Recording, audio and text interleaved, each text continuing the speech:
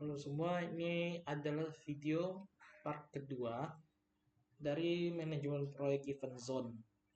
Ini lanjutan dari part satu sebelumnya. Langsung saja saya lanjutkan presentasi saya.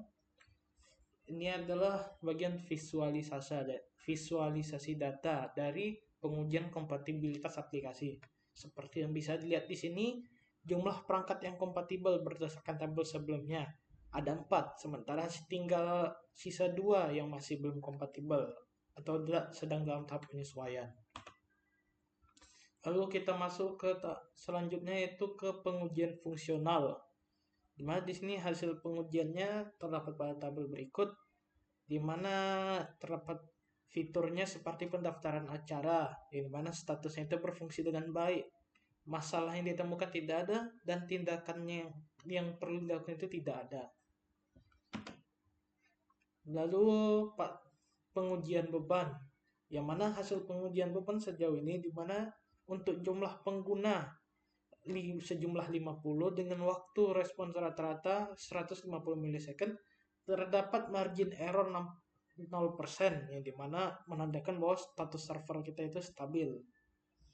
Dan baru terdapat penurunan performa pada jumlah pengguna di atas 250 dengan waktu respons rata-ratanya itu di kisaran 700 hingga 1200 milisecond, di mana margin errornya itu ada 5-10%, di mana pada jumlah pengguna 250 terdapat penurunan performa, sementara pada jumlah pengguna 500 yaitu server terjadi overload. Berikut adalah visualisasi data dalam bentuk line chart seperti yang bisa dilihat di sini, di mana setiap kali jumlah pengguna naik, maka naik juga waktu respons rata-ratanya. Lalu kita lanjutkan ke tahap berikutnya, yaitu develop integrated change control plan. Yang pertama itu adalah proses manajemen perubahan, di mana berikut alur proses manajemen perubahan yang menyediakan langkah-langkah, deskripsi penanggung jawab, serta dokumen ataupun alat yang digunakan. Seperti pengajuan permintaan, analisis dampak, rapat persetujuan, implementasi perubahan, serta pemantauan dan evaluasi.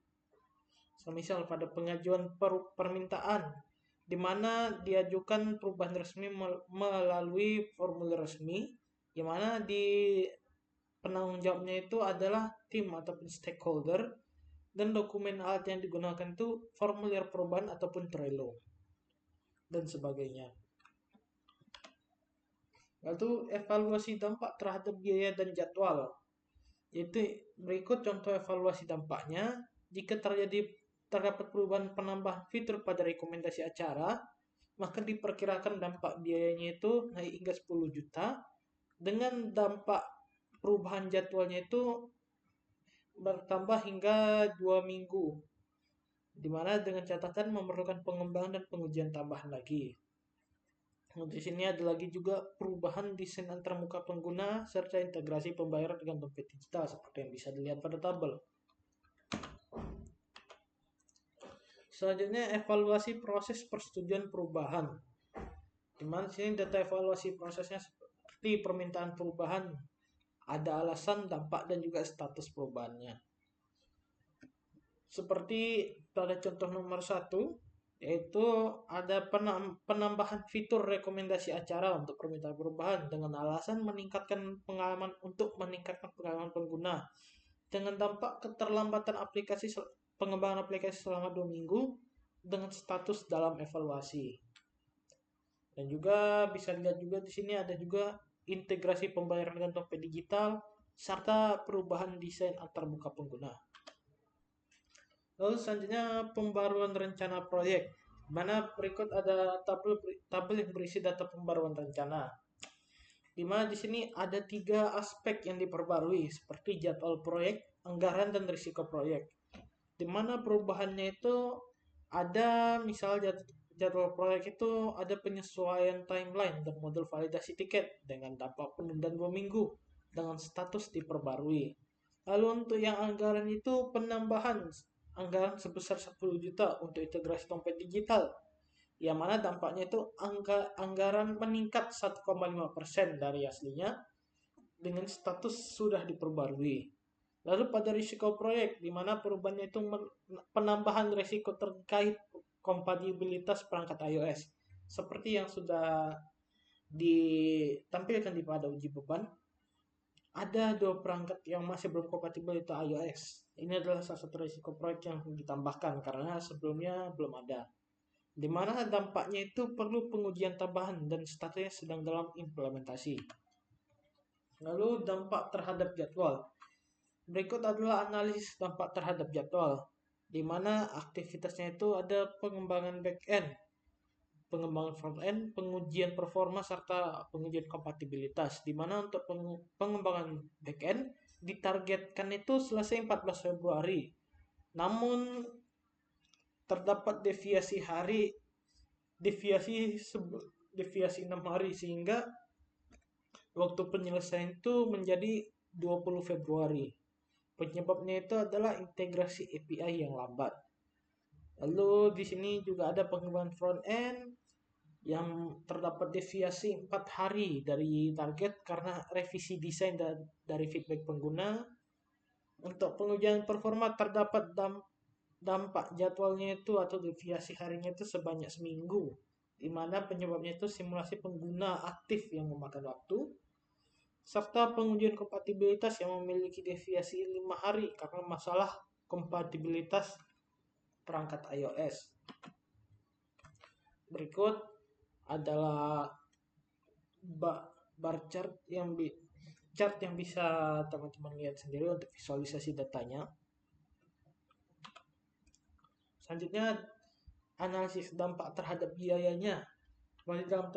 Seperti dalam tabel ini, yang terdampak pada komponen biaya itu ada integrasi dompet digital, pengujian tambahan modul API, serta revisi UI UX, di mana sebelumnya biayanya itu untuk integrasi dompet digital direncanakan 0, sementara terdapat penyesuaian tambahan 10 juta disebabkan oleh pengembangan dan pengujian fitur baru.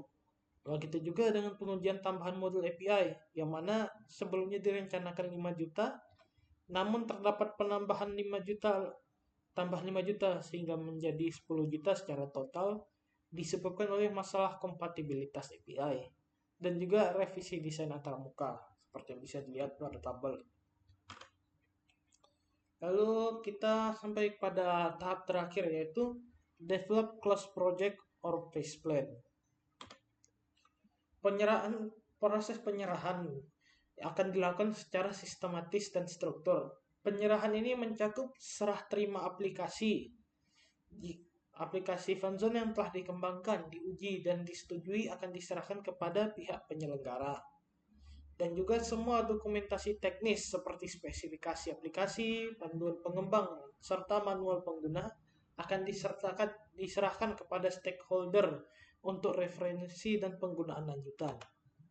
Lalu untuk pelatihan penggunanya itu direncanakan 3, yaitu pelatihan untuk end user, pelatihan untuk admin, serta sumber daya pelatihan dalam bentuk manual pengguna, video tutorial, serta sesi pelatihan melalui webinar atau tatap muka.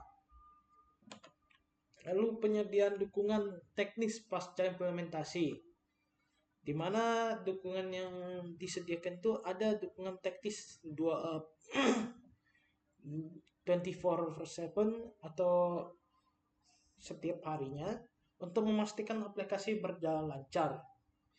Lalu perbaikan bug dan pembaruan yang akan dilakukan secara berkala, serta layanan pemeliharaan untuk pemeliharaan rutin aplikasi, serta pengawasan server agar aplikasi dapat berjalan dengan baik.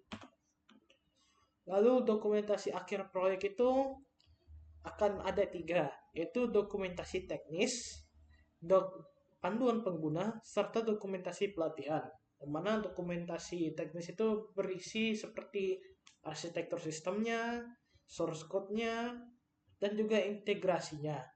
Lalu untuk pada panduan pengguna itu mencakup semua fitur aplikasi yang disediakan untuk end user dan juga admin. Serta dokumentasi pelatihan itu adalah dokumentasi yang akan digunakan untuk sesi pelatihan untuk para stakeholder terkait. Lalu selanjutnya ada penyusunan laporan penyelesaian proyek, di mana laporan penyelesaian proyek itu akan disusun untuk mendokumentasikan pencapaian kendala serta bagaimana mitigasi dari kendala tersebut. Lalu evaluasi biaya dan waktu yang mencakup analisis perbandingan antara anggaran yang direncanakan serta anggaran yang keluar, serta apakah proyek tersebut atau proyek yang kita kerjakan ini sudah sesuai dengan jadwal yang ditargetkan. Selanjutnya itu pertemuan evaluasi proyek dengan stakeholder, di mana akan ada evaluasi keberhasilan proyek, yang dimana ini akan dilakukan oleh seluruh stakeholder untuk menilai hasil proyek berdasarkan kriteria yang sudah ditetapkan sebelumnya. Lalu ada diskusi perbaikan, di mana semua stakeholder memberikan masukan tentang apa saja yang perlu ditingkatkan untuk proyek-proyek mendatang, serta rencana tindak lanjut untuk perencanaan dan pembaruan serta pengembangan aplikasi di masa depan. Selanjutnya itu penilaian keberhasilan proyek, di mana penilaian keberhasilan proyek itu terdapat berisi kepuasan pengguna, kepatuhan pada jadwal dan anggaran pada saat pelaksanaan proyek, kualitas aplikasi yang telah dibuat, serta manfaat bisnis yang diciptakan oleh aplikasi ini. Lalu untuk kesimpulannya, proyek event zone adalah proyek event zone dianggap sukses apabila semua tujuan yang sudah ditetapkan di awal tercapai dengan memuaskan. Aplikasi ini dapat memberikan solusi yang efisien untuk para penyelenggara acara dan pembelian tiket digital dengan UI UX yang mudah digunakan dan terintegrasi dengan platform pembayaran yang aman. Evaluasi akhir menunjukkan bahwa semua milestone sudah tercapai dan aplikasi berhasil diimplementasikan tanpa kendala besar. Sekian presentasi dari saya. Lebih dan kurang saya mohon maaf. Saya akhiri. Wabillahi taufiq wal hidayah. Assalamualaikum warahmatullahi wabarakatuh.